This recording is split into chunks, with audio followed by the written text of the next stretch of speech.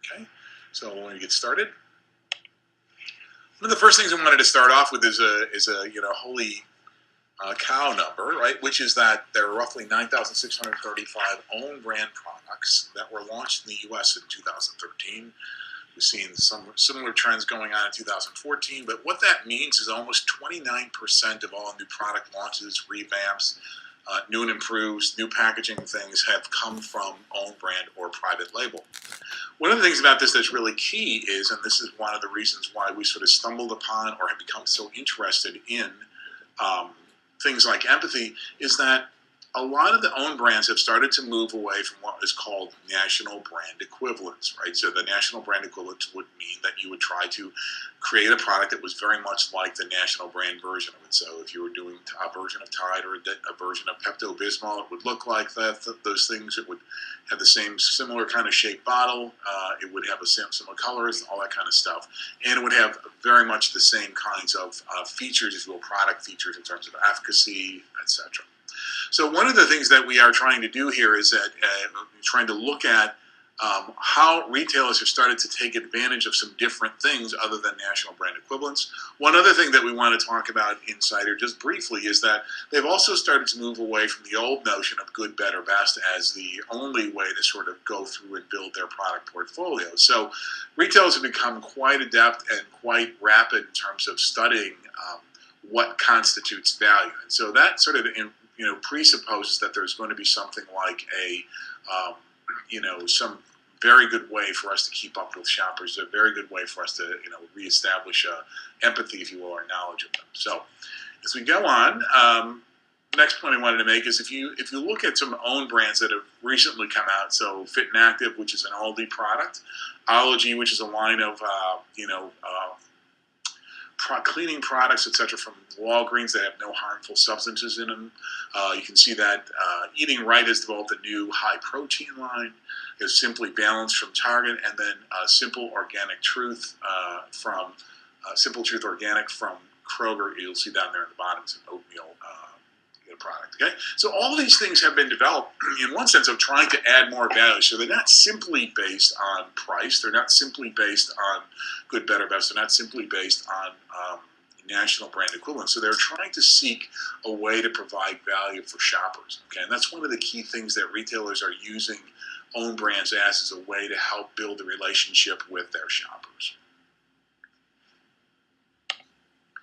So one of the things that's also started to accompany this is that we're seeing that increasingly shoppers are being viewed as playing this role as brand owners, as brand co-creators, because what happens is you think about, for the first time in history, you can probably speak directly to a brand through social media. So there's a lot of things that are sort of influencing the sort of, the balance of where equity exists, if you will, or where it lives. And what we're seeing is that increasingly retailers are taking advantage of this to incorporate the shopper into either co-creation or ownership or value creation inside their product. So if you look over there on the left side, you'll see a product from Drug Mart DM in Germany, where you can personalize your private label products. A number of them put your photo on there, or or your name, or something like that, to personalize it for yourself or someone else. You can see that Weiss has a flavor creator app that they've done out there, which allows shoppers to vote about the things that they find most interesting, most intriguing, the best flavors, if you will. In a sense, it does a really good job of getting that shopper incorporated into and part of the creation process. I hope the sirens don't start in my background, which is just about to happen, I think. So I apologize. One of the kings of this has been Asda. They've done a program called Chosen by You, and here what they do is it's tried, tasted, and chosen by Asda shoppers, and they also are the ones who sort of serve as the advocates going in. So increasingly we're seeing this whole sort of mashing together, a mishmash of things that are going on that are sort of research, loyalty, social media, etc. So these are all going together, and they're a way in which the retailers are better able to establish a sense of empathy with their shoppers. So one of the questions we want to start with is, a quote from Simon Baron-Cohen, who is the cousin of Ali G, but not Ali G himself, okay, and has done a really good job of looking at empathy in general. He's got a book called 0 Degrees of Empathy, and he starts off by saying, empathy begins with the understanding of how another person thinks and feels. really good part to start at. And this is probably the place where most of us would begin.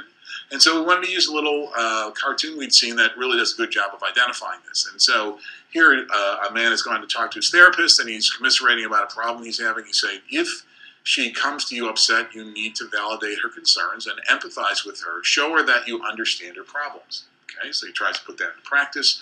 And he said, his girlfriend or wife says, I've just been feeling really self-conscious about my weight recently. And he says, I can see why you'd feel that way. So you can see here's a case where empathy has gone horribly wrong because it hasn't done the second part of it, which really is about the most important part is demonstrating empathy by responding appropriately. So those are the two kinds of things we're going to try and show you here with a couple of examples as we go forward. One of the advantages that retailers have, and we really like this part, and I'm sure anybody can sort of start to develop this with social listening and a number of other things, is the weekly contact they have with shoppers. So I may not go to buy frozen pizza every week inside my store, but I may be going to my grocery store every week nonetheless. So the retailer often learns a lot from all this contact and really is in a better place to, in so many ways, to establish empathy and understanding with their shoppers. Now, when we started to look at how shoppers look at value, increasingly we're trying to say, how can our brands, how can our products add value to the shopper's life? And really there are two ways we've looked at this coming out of consumer behavior. One is what's called utilitarian value. So that might be the features of a product or the price of a product. Those are things that can be very easily discerned in terms of what it does. There's also, though, a second part of it, which is the hedonic value of the product. So what kind of emotional resonance does it provide? Is it nostalgic memory? Whatever kind of emotional connection that it does provide is one of the key things we're trying to look at when we try to evaluate how to create value. Right? So one of the trends we saw inside those 9,600 plus introductions is that most retailers are trying to introduce added value into their products, whether they're premium branded inside the own brand hierarchy or whether they're the economy or opening price brand. So increasingly they're trying to go a step beyond just sort of the price and, if you think about the national brand equivalent kind of comparison. So the first one of these I want to use as an example is Czech Soda. This is a product that is an own brand soft drink inside Bilo Holdings, so their two main stores inside their Bilo and Winn-Dixie.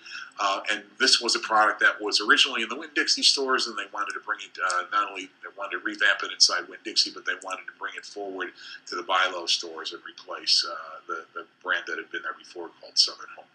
Okay, so what we did here is we tried to rethink how we could look at value inside this particular area.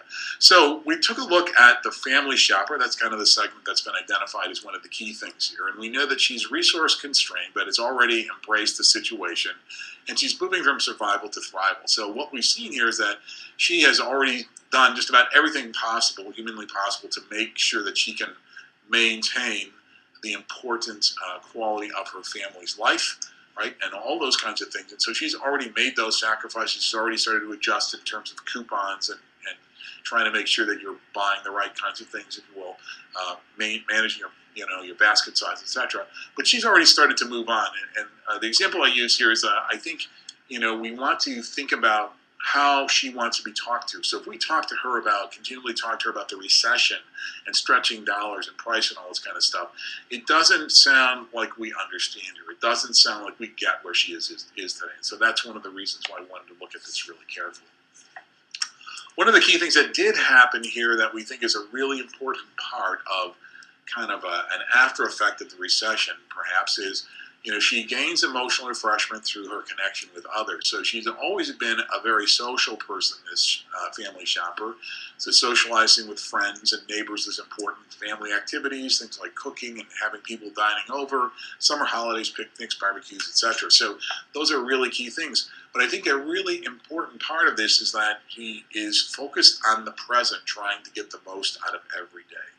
She can no longer worry about whether I can afford my kid's college tuition or I'll be able to retire. She can't really control what's going to happen tomorrow, the price of a college tuition.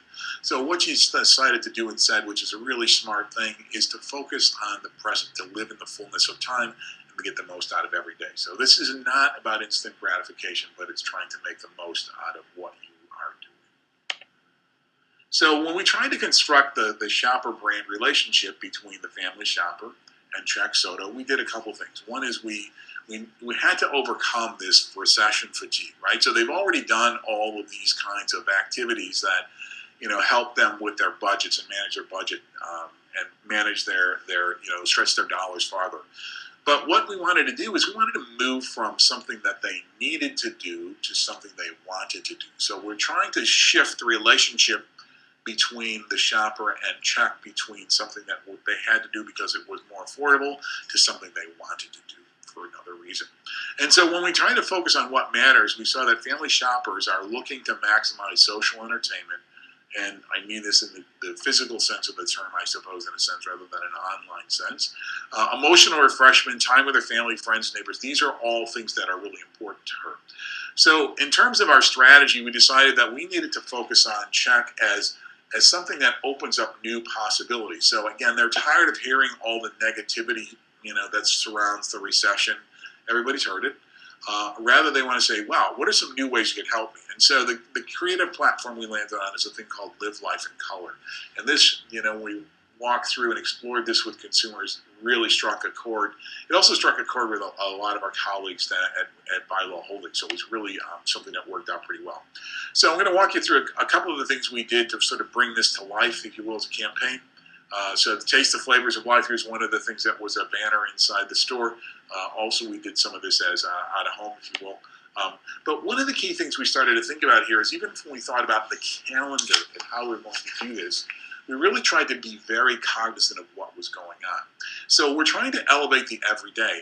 So if I look at the calendar and I look at what my competition is doing, a Coke or a Pepsi or a Snapple or whoever, right? They own NASCAR. They own 4th of July. They're going to own Memorial Day. They're going to own all the major holidays. And so instead, what we needed to do is we needed to say, how can we help elevate the everyday? So you'll see we could, there's a number of things we looked at initially, 5 more Mondays till summer, Orange and Glad It's Tuesday, Christmas in July, movie night on the lawn. So you can think there were a lot of things we were trying to do that could help us move this forward and sort of, in a sense, be very relevant, be very empathic, demonstrate that empathy to the family shopper. Excuse me.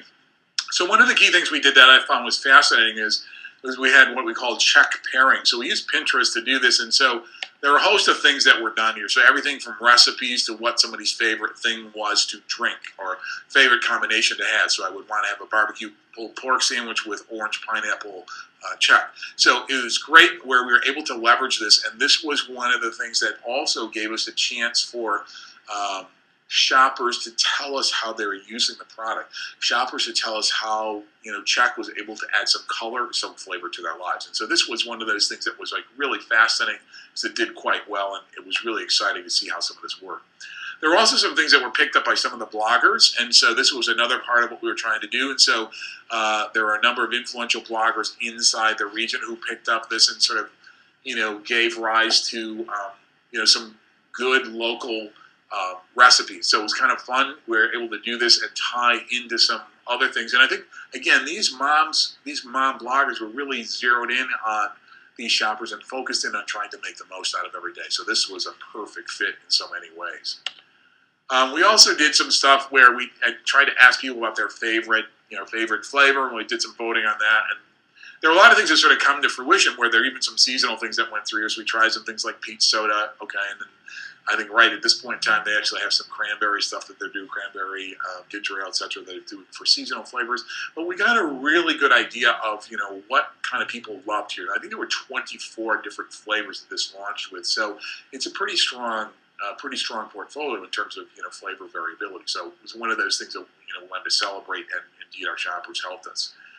Inside the store, we were able to take advantage of sort of the color that goes with it. So the color of Czechs is really quite fascinating. If you look and see that from a couple of these displays here. So if you look on the left or in the upper right, or then in the lower right, you'll see that we're able to take advantage of the sort of color, the rainbow of colors and the options that were involved inside Czech.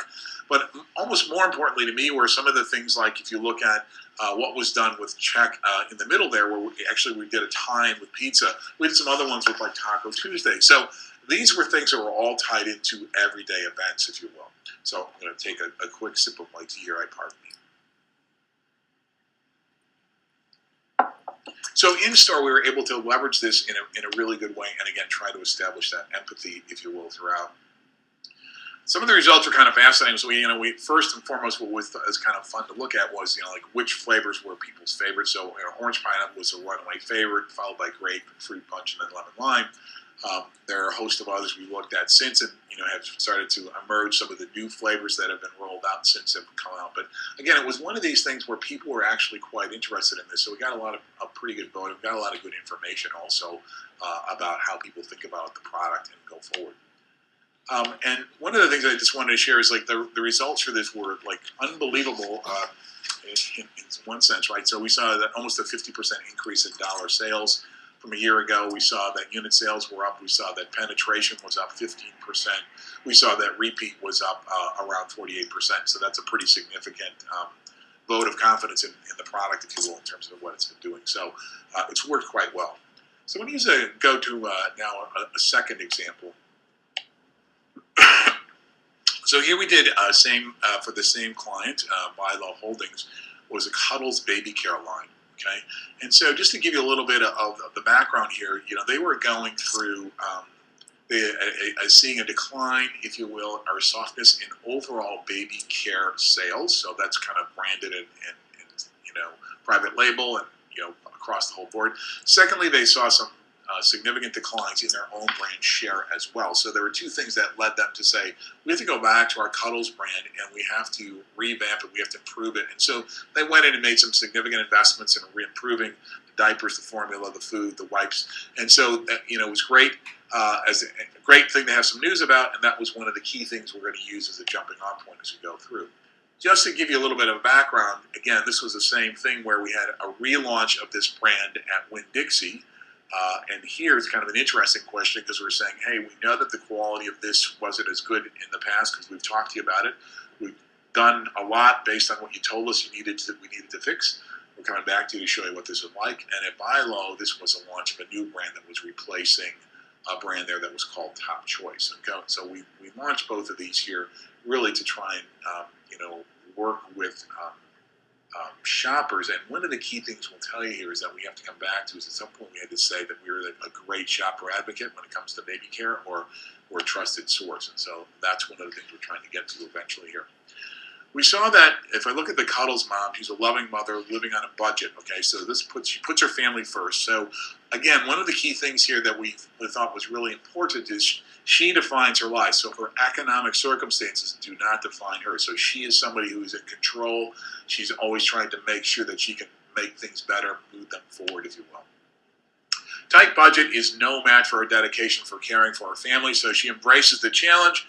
She's really good at stretching dollars. She's really good at meeting their needs. She's really good at finding all kinds of new ways, workarounds, whatever you want to call them, that she's really been so good at doing for a while now, given the recession.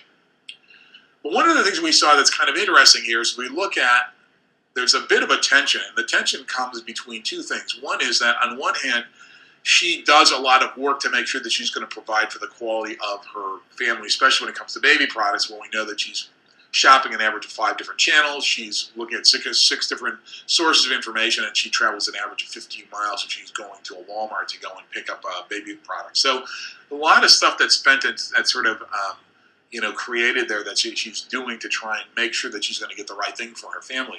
But the second thing that's sort of juxtaposed to is she wants to spend her time being a mom, doing the things that are important to her as a mom. And this means being constantly interruptible. It's like the best phrase I'd ever heard from a mom. It's like it sort of sums it up, right? Constantly interruptible, ever responsive, always responsible. So, that's a pretty big order. So, if we can take some of that off of her, some of that burden of searching for products, baby products, off of her plate, off of her back, we can help her out a lot. And so that's one of the things we were trying to do with this. We also knew that we had to, given that moms typically look at a number of kind of, as we said, attributes, so this is sort of on the utilitarian side of value, we knew that there were some things we had to hit. So we had to make, take care of absorbency and the snug fit and age-specific things on diapers. We had to work with, wipes to make sure that they were suitable for sensitive skin, recommended by experts, etc. So we tried to take care of all these things when we revamped and reviewed the products, if you will, and re-innovated them. But they also tried to make sure we could tap into this trust in a slightly different way as well. We'll show you in a second. So the wild stat here for us was the fact that motherhood adds 8 hours of new duties to a typical day. That sounds like a vast underestimate of it, but that's a pretty good one. We were able to find some support for in terms of the American Home Use Study. Also, we know that the insight here is that the effort she puts toward providing keeps her from spending time on what matters to her, right? And this, again, is her family, her baby. And so what we want to do is make sure that Cuddles can help make it easier to be the mom she wants to be. And so here the creative platform we ended up was a thing called Makes Happy Happen. And so we'll show you about that in a little bit. Makes Happy Happen is really, in a sense, here's how it's been defined. We went and revamped the landing pages. So we did Winn-Dixie's landing page, both in English and in Spanish. We also redid Bilo's landing page. But we wanted to make sure that we could talk about these products in a new way and talk about some of the things we had done to improve them to get some of that story out there. But perhaps the key part of this, and the most important part of this, I think, as we went back and looked at this, is we decided we needed to talk to the people who could most influence moms, the people who moms trusted most. And of course, those are other moms. And so what we did is we had identified about 25 influential mom bloggers in the region. So that, Winn-Dixie and Bilo are mostly in the Southeast region. And we were able to find a number of these moms and send them product to have them review the product. Right? This was great because they're much more trustworthy than an expert, much more trustworthy certainly than a marketing person. So this really became a key part, a cornerstone of how we were able to launch and be successful with the Cuddles brand. Okay, so again, social media plays a key role here because we're looking at what's going on with the blogs and again, folks with the right kind of perspective, with a credible, authentic perspective. We also tried to leverage this inside the store where we came up on our end caps with in-store solutions, right? So you can see on the left there, it could be babies, wipes, lotions. You can see on the right there, you can see it could be things like either electrolytes and or water, right? Distilled water. So these were a couple of things that were designed as solutions at the end caps for problems that moms typically have or have with their babies. Okay, and so we're trying to address those. We also did something, and this was probably one of the best things that occurred. In 25 different markets in the Southeast, we had these parties at the Cuddles, like a launch party inside the store, whether it was Bilo or Winn-Dixie. They were usually co-hosted by one of these bloggers, and they offered all kinds of things. They helped entertain children if you had them with you in tow while you were there, face painting and games and all these kinds of things. They offered an opportunity for moms to try product or get access to product, and it was possible to win some free product as well as you went through. So this sort of worked out by reaching out without really creating a lot of additional time that mom had to take to sort of get to this because she'd be there for her shopping trip anyway. So these worked out really well, and they ended up being a really big part of the cornerstone in addition to the mom influential bloggers because they were a part of this program.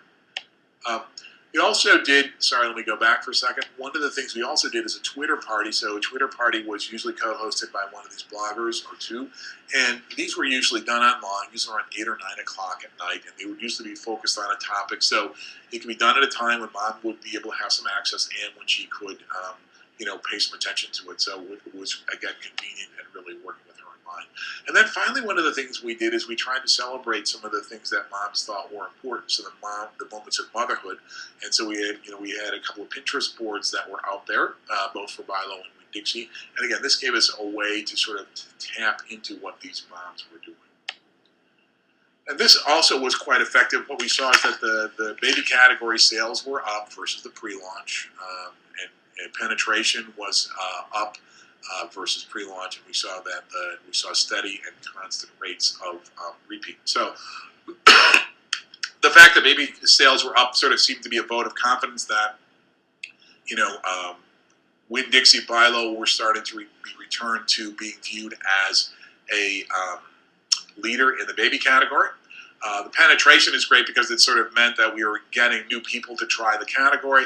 And finally, the fact that the repeat rates were so stable and hitting heading in the direction we wanted, was indicative of the fact that we were actually delivering on quality. So overall, it was a very successful program. So in summary, a couple of things. One is empathy is a powerful tool for engaging shoppers and serves as a foundation for establishing a relationship between the shopper and the brand. And this is the part we really like of it.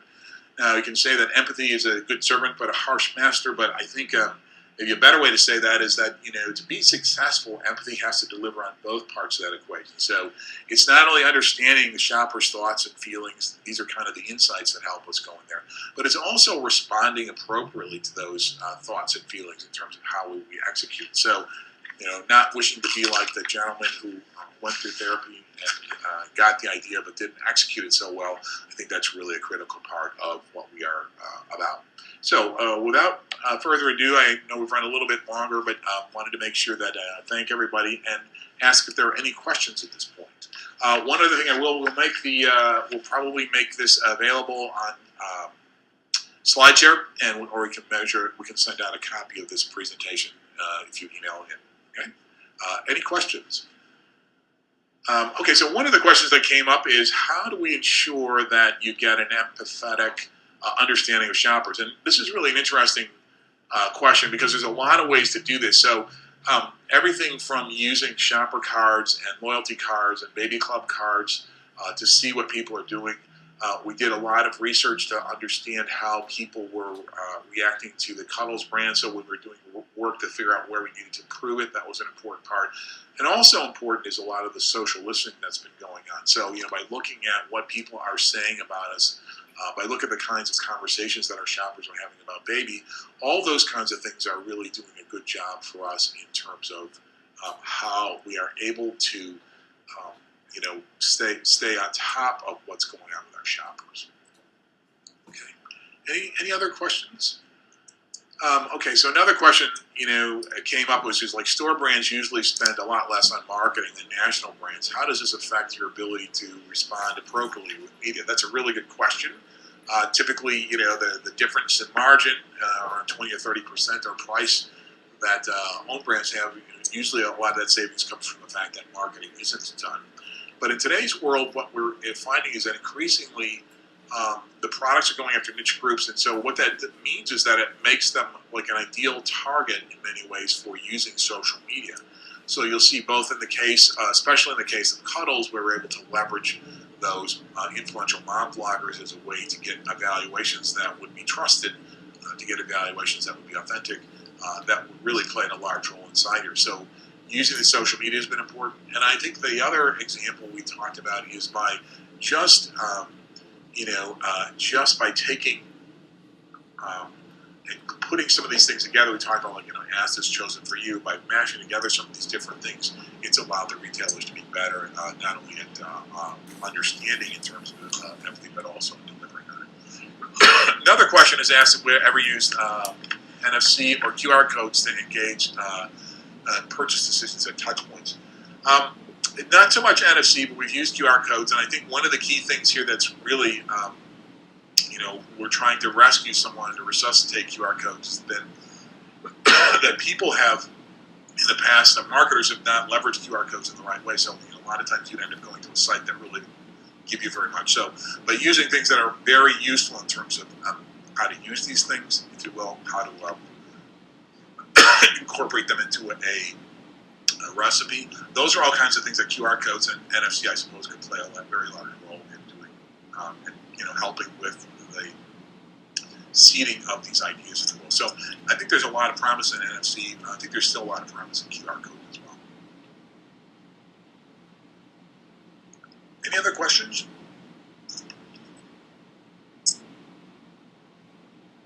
Okay, so one other question we had is, how do we know that we are successful in achieving empathy? That's a really good question.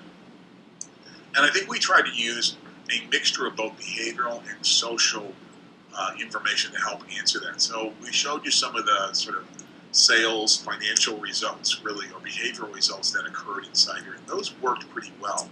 I think, excuse me. I think one of the things that's really helped in terms of doing this is by knowing, when we look at those conversations online. Social listening played a very large role in this. And we knew when we were achieving the right things, we also knew that we were using the natural language of the shoppers, right? We picked that up from bloggers, etc., and that was a really important part of what we're trying to do. In terms of another question came up is who owned the social media relationships, Anthem or clients? Actually, what happened is on both these cases, we worked with a council of, which are actually folks in Atlanta did a very good job of sort of leading those councils. It was kind of like an agency council. And so there was, inside here, there was a couple of groups that were on here. So On Ideas was a good one, Bravo, a couple other folks that helped work with, say, the digital stuff. Often what you want inside here is somebody who's going to be able to sort of manage that whole project of getting, let's say, for example, the reviews out, the product and the reviews from the bloggers, but also importantly probably is to have some community managers to go through and look at it. So we had a combination of mostly being run by other digital agencies that were on the same board that we worked with. Any other questions? Okay. Well, I want to thank you for your time today and trying to be mindful of everybody's time. I would like to make sure that we can send this off to everybody. And what we'll do is we'll make this available. So if you want to send an email to me, you can see my email address here is james.lucas@anthemworldww.com. Or we'll also make it available on Ransomware. We'll also make it available on SlideShare. Thank you.